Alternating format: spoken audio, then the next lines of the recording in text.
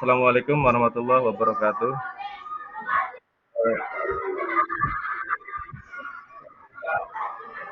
Selamat pagi Bapak Ibu yang hebat yang ingin membuat perubahan dalam pendidikan. Perkenalkan saya Muhammad Bisri Mustafa. Hari ini saya ingin berbagi pengalaman saya terhadap budaya positif yang ada di sekolah yang tentunya sudah saya terapkan walaupun sedikit itu di minggu-minggu kemarin dengan Pak Carlan juga yang sama statusnya sebagai CGP Angkatan 7. Baiklah, langsung saja saya akan menampilkan presentasi saya eh, tentang penerapan budaya positif. Jadi sebelum ke penerapan budaya positif, alangkah lebih baiknya nanti ada yang masuk.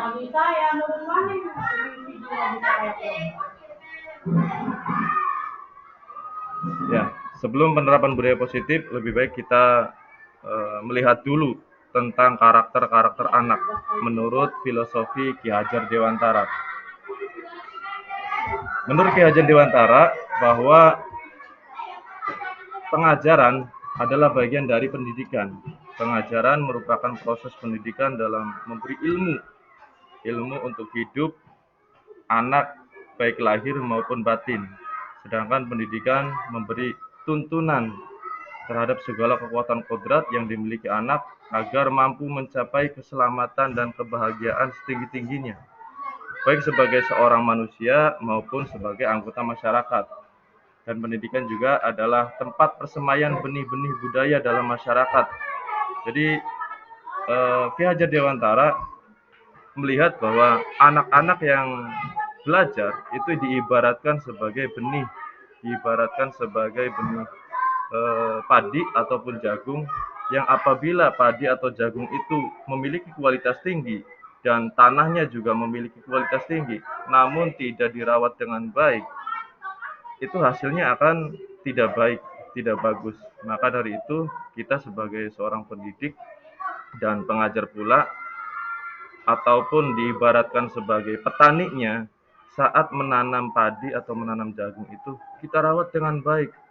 Apa kebutuhan dari jagung itu, apa kebutuhan dari padi itu, kita berikan, sehingga menghasilkan padi yang melimpah atau jagung juga yang melimpah. Itu selama kita memberikan sesuatu kepada peserta didik juga, Ki Hajar Dewantara mengatakan bahwa waspadalah, carilah barang-barang yang bermanfaat untuk kita, yang dapat menambah kekayaan kita dalam hal kultur, lahir atau batin. Maksudnya, kita mencari sesuatu agar anak itu menjadi bisa saat pembelajaran, kita harus memilih mana yang baik, mana yang tidak baik untuk anak. Gitu. Nah, anak diibaratkan sebagai bukan diibaratkan, mohon maaf. Anak itu memiliki kodrat alam dan kodrat zaman bawaannya. Nah, kodrat alam itu berarti sifat atau karakter atau bentuk dari bawaan anak itu sendiri. Sedangkan kodrat alam, eh, sedangkan kodrat zaman, maksudnya kodrat zaman itu berkaitan dengan isi atau irama. Zaman anak itu sekarang berbeda dengan zaman waktu kita anak-anak dulu, dan juga eh, konsep pembelajarannya juga beda. Sekarang banyak menggunakan gadget dan yang lainnya. Maka berikan sesuatu kepada anak sesuai dengan zamannya. Seperti itu maksudnya.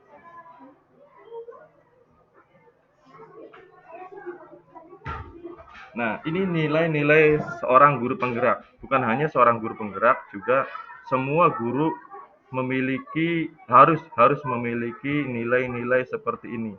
Yang pertama yaitu berpihak pada murid, yang artinya segala bentuk keinginan atau kebutuhan murid yang baik untuk pendidikan kita berikan. Apa yang diinginkan oleh murid itu, apa yang diinginkan oleh siswa. Siswa menginginkan pembelajaran yang bagaimana, kita ikuti. Yang penting anak itu belajar dan bisa masuk pembelajarannya. Yang kedua juga seorang guru harus memiliki inovatif atau daya lentur, fleksibel. Jadi seorang guru tidak hanya monoton dalam hal mengajar itu menulis diterangkan, tidak hanya seperti itu. Seorang guru harus memiliki inovasi dalam pembelajaran, entah itu dalam hal peralatan yang ada di sekolah tersebut, sarana dan prasarananya, ataupun pemikiran-pemikiran lain yang bisa diambil dari internet atau dari yang lainnya. Terlepas dari itu juga harus tadi kata Ki Hajar Dewantara harus memilih mana yang baik dan mana yang tidak baik. Dan yang ketiga, kolaboratif. Seorang guru harus berkolaboratif yang memiliki daya sanding, saling ketergantungan dan pembelajaran tim. Maksudnya, seorang guru itu harus berkolaborasi tidak hanya sendirian, berkolaborasi dengan guru, sesama guru atau dengan kepala sekolah. Apa nih? Saya akan mengajar apa ini? Terus kekurangannya apa? Berkolaborasilah dengan guru atau dengan kepala sekolah. Misal kita mau mengajar ada peralatan yang tidak ada, kita kolaborasi dengan kepala sekolah. Bagaimana kalau peralatan ini tidak ada? Apakah kita menggantinya dengan peralatan yang lain atau mengganti pembelajaran yang lebih menarik dengan pembelajaran yang lainnya? Karena kita sebagai guru harus memiliki inovasi yang banyak, tidak hanya satu pembelajaran begitu. Dan yang keempat yaitu reflektif, daya saing, model mental. Jadi pada saat pembelajaran hari ini kita ingat, kita catat apa kekurangannya, apa kelebihannya untuk diaplikasikan ke dalam pembelajaran besok. Jadi pembelajaran selanjutnya itu kita bisa melihat pembelajaran yang sebelum-sebelumnya, apa kekurangannya, apa kelebihannya. Dan yang terakhir mandiri, daya lenting, keahlian penguasaan diri, menguasai siswa dalam artian bisa mengajar dengan baik, bukan berarti menguasai itu harus siswa harus apa kata saya, harus menurut, tidak. Mandiri itu bisa mengartikan bahwa kita bisa mengajar dengan sendiri tanpa bantuan orang lain dan bisa menggunakan segala sesuatunya sendiri. Tidak seperti yang guru-guru yang mungkin yang senior-senior ya. Maksud dari mandiri ini, saat kita mengajar, kita memilih dengan peralatan-peralatan yang canggih, kita juga harus bisa menguasai peralatan itu tanpa harus meminta bantuan kepada orang lain, begitu. Selanjutnya tentang karakter siswa, Bapak Ibu, bahwa karakter siswa seperti yang Bapak Ibu lihat, yang bisa dilihat oleh Bapak Ibu, oleh anak itu sendiri hanya 12%, Bapak Ibu. Kesadaran siswa melihat perilakunya itu hanya 12%. Ini diambil dari tim psikolog Bandung, Jabar Masagi pada tahun 2016, bahwa karakter siswa itu yang disadari oleh anak dan disadari oleh gurunya, oleh orang tuanya hanya 12%. Selebihnya, anak itu tidak sadar bahwa dirinya memiliki kemampuan 88% itu. Nah, tugas Bapak Ibu di sini menggali kemampuan anak itu sehingga anak bisa dalam hal sesuatu, tidak harus semuanya bisa dalam hal matematik, bisa dalam hal pembelajaran yang lainnya, umum, semua harus bisa, tidak. Karena setiap anak mempunyai kebiasaan, mempunyai perilaku, mempunyai soft skill yang berbeda-beda. Pola pikir, kepercayaan, keyakinan, itu identitas yang masih ada di dalam diri anak kira-kira dimunculkan. Cara berpikir anak itu kalau masih kelas yang tinggi, pemikirannya masih rendah, kita tunjukkan identitas anak itu. Kepercayaannya masih kurang, kita tonjolkan, kita munculkan. Untuk keyakinan dan nilai-nilainya juga kita munculkan. Nah, kebiasaan itu bisa dilakukan saat kita dulu memberikan keteladanan yang konsisten kepada murid kita. Kita memberikan keteladanan. Terus juga memiliki tindakan atau sistem yang konsisten. kita memiliki sistem atau tindakan terhadap anak yang konsisten setiap hari. Kalau anak itu tidak melakukannya, diingatkan. Terus keteladanan yang konsisten juga, kita memiliki eh, artinya kita dulu memberikan sesuatu kepada anak itu. Kita memberikan contoh. Setelah itu baru anak-anak akan menirunya. Gitu. Nah, kita masuk ke dalam budaya positif, Bapak Ibu.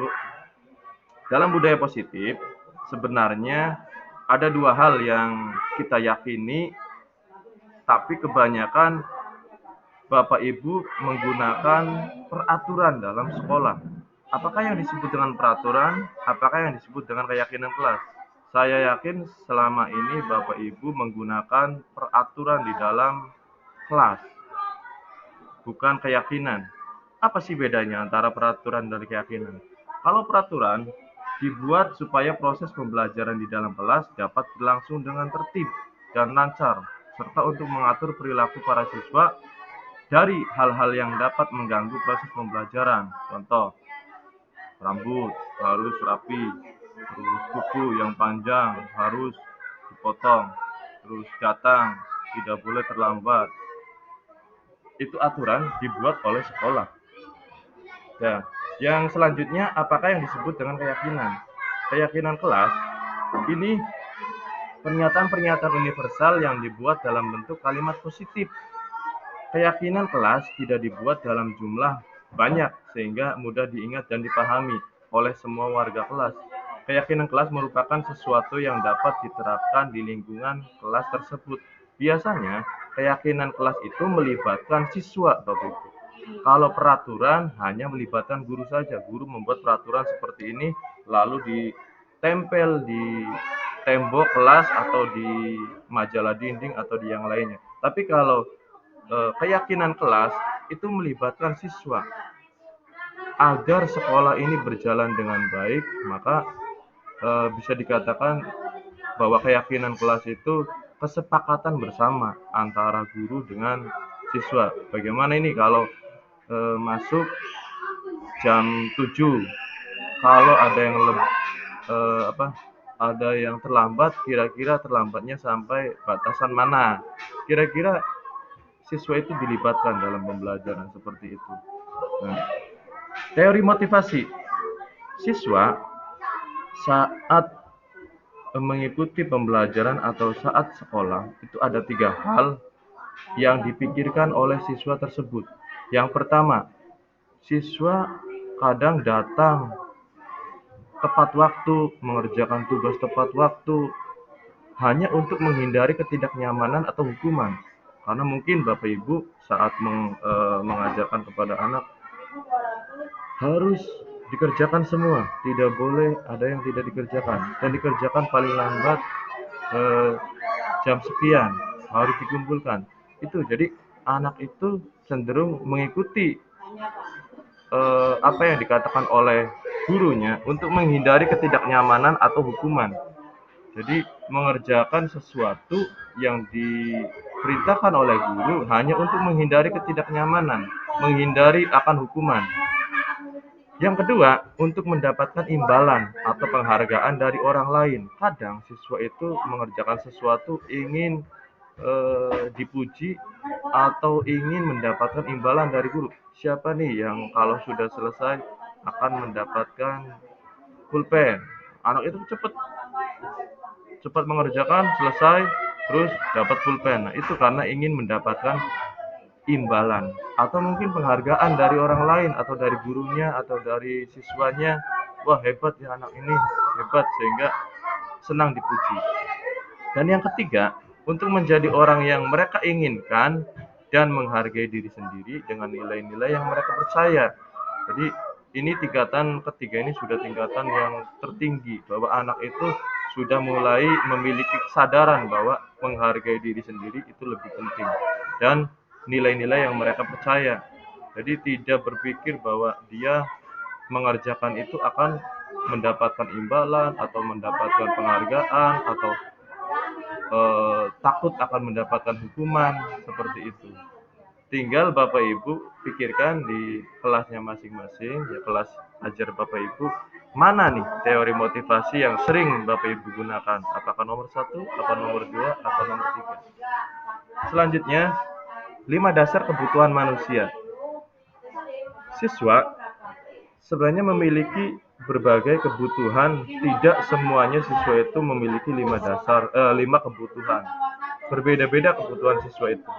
Yang pertama, kebutuhan tentang akan bertahan hidup. Kebutuhan akan kasih sayang dan rasa diterima. Kebutuhan akan kekuasaan, kebutuhan akan kebebasan, dan yang kelima, kebutuhan akan kesenangan. Kadang kita sebagai guru itu mengajar dengan metode-metode yang lama, yaitu masuk, memberikan tugas kepada anak, suruh mencatat, terus diterangkan, setelah itu istirahat. Ternyata banyak juga anak-anak yang merasa bosan saat mencatat, ada yang kepalanya taruh di bawah, ada yang mencatatnya lama. Nah, itu siswa sebenarnya memiliki kebutuhan akan kesenangan. Jadi tawarkan kepada siswa, pembelajaran apa yang menarik, yang membuat anak itu ingin belajar dengan sungguh-sungguh. Apakah pembelajaran itu dilakukan di luar kelas? Boleh-boleh saja. Selagi itu masuk dalam konteks pembelajaran. Di luar kelas, di dalam kelas, ataupun di lingkungan masyarakat, anak-anak itu suruh keluar, itu bebas. Ya, namanya juga menghamba kepada anak. Dalam filosofi Ki Hajar Dewantara itu kita harus menghamba kepada anak. Maksudnya dalam artian kita memberikan sesuatu kepada anak sesuai dengan kebutuhannya. Jika anak itu dalam pembelajarannya tidak senang, maka boleh kita pembelajarannya tawarkan kepada anak. Bagaimana ini? Kalian akan belajar metode seperti apa? Oh, kalau anak-anak pengen belajar di luar, boleh.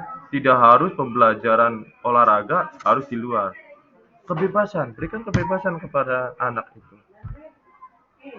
Yang penting dalam pembelajaran, anak itu bisa mengikuti pembelajaran dengan baik. Tidak harus saat pembelajaran kamu harus duduk tertib dengan badan yang tegap, kepala lurus ke depan, dan mata harus dibuka melihat ke papan tulis, telinga mendengarkan. Tidak harus seperti itu. Tapi juga dalam kebebasan, dalam konteks kita memiliki aturan tadi, kesepakatan kelas. Bagaimana saat pembelajaran itu berlangsung, tapi juga mematuhi semua aturan-aturan kesepakatan kelas yang sudah dibuat oleh guru dan siswa. Itu. Hukuman sebagai identitas gagal. Bapak Ibu, selama ini saat siswa kita mengalami masalah dengan siswa lain atau dengan sesuatu yang lain, kita sebagai guru langsung menghukum bahwa anak itu salah. Ternyata hukuman itu adalah sebagai identitas yang gagal. Saya yakin Bapak Ibu juga sudah memahami, sudah merasakan, bahkan anak yang sering dihukum oleh guru itu, anak akan berpikir bahwa guru itu killer. Yang pertama, yang kedua tidak menyukainya, siswa itu tidak menyukai guru tersebut. Jadi sesuatu yang menyakitkan harus terjadi. Terus yang kedua, tidak nyaman untuk murid, anak dalam jangka waktu panjang. Pastilah bahwa anak itu tidak merasa nyaman dengan hukuman-hukuman tersebut. Yang ketiga, korban mendapatkan keadilan, misalnya bertengkar. Nah, korbannya itu akan dibela oleh guru tersebut. Dan yang menjadi tersangkanya akan dihukum habis-habisan. Yang keempat, murid atau anak akan tersakiti. Perilaku pasif atau agresif meningkat. Pasif maksudnya pada saat guru memberikan hukuman atau memberikan kata-kata, siswa itu akan diam, tidak mengatakan apa-apa. Kadang baru mengatakan sedikit sudah dibantah. Terus juga agresif. Setelahnya anak-anak itu akan agresif karena sering mendapatkan hukuman, menjadi lebih nakal lagi. Karena itu terjadi saat guru-guru memberikan hukuman, kadang hukumannya terlalu berlebihan. Sistem tidak akan berjalan bila murid tidak takut. Berpikirnya seperti itu. Yang selanjutnya berlaku hanya pada sebuah institusi, tidak berlanjut pada kehidupan nyata. Hukuman itu hanya berlaku di pendidikan. Kalau kita di pendidikan, selama anak itu masih terikat dengan pendidikan, maka hukuman itu berjalan. Setelah anak lulus, maka hukuman itu tidak lagi dilakukan. Misal anak itu melakukan sesuatu yang fatal atau yang tidak baik, pada saat anak itu sudah lulus, berarti kita tidak ada sangkut pautnya dengan anak yang mendapatkan masalah itu. Peraturan adalah kamu harus mengikuti apa yang saya katakan, begitu.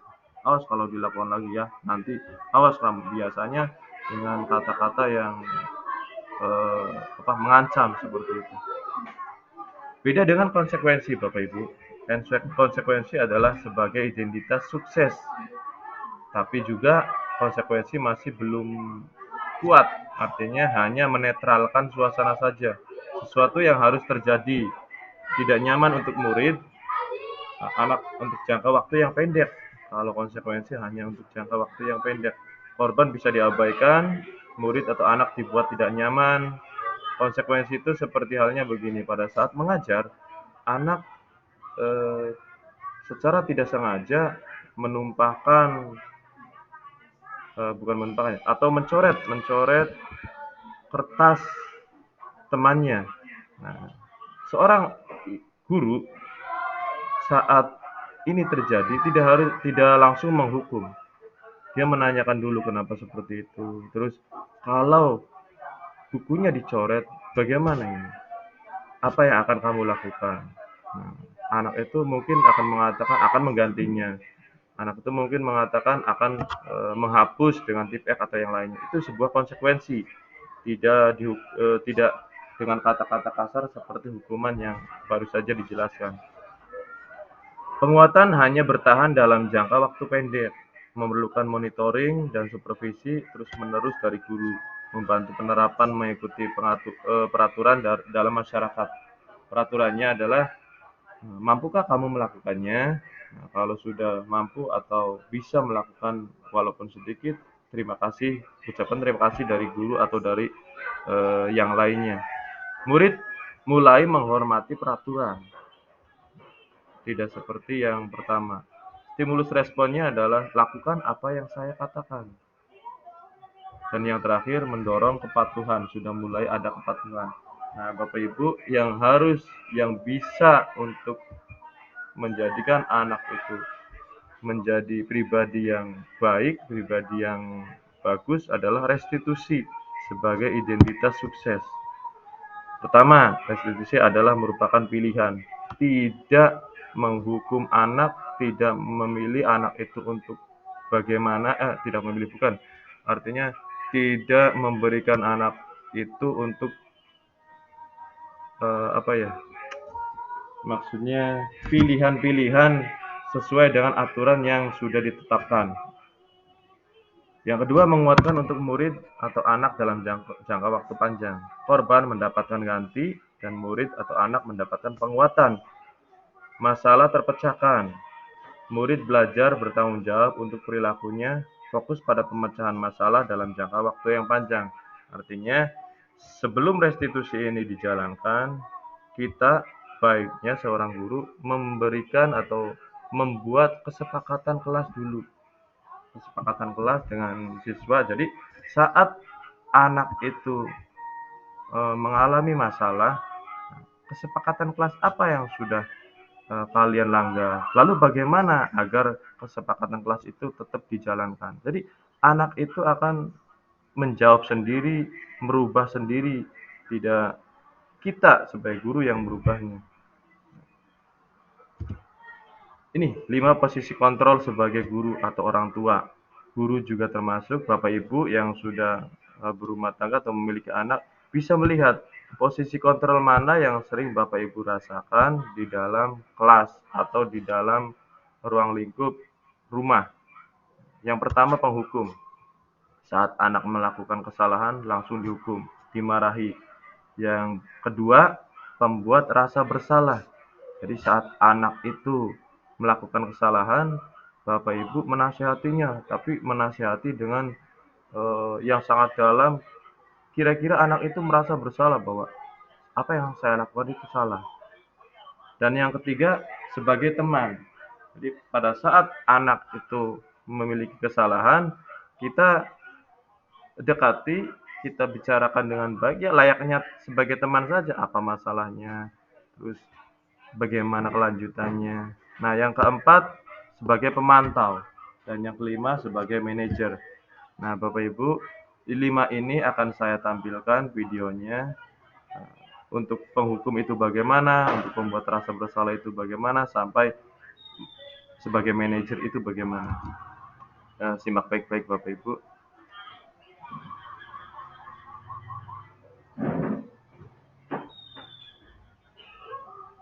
Ini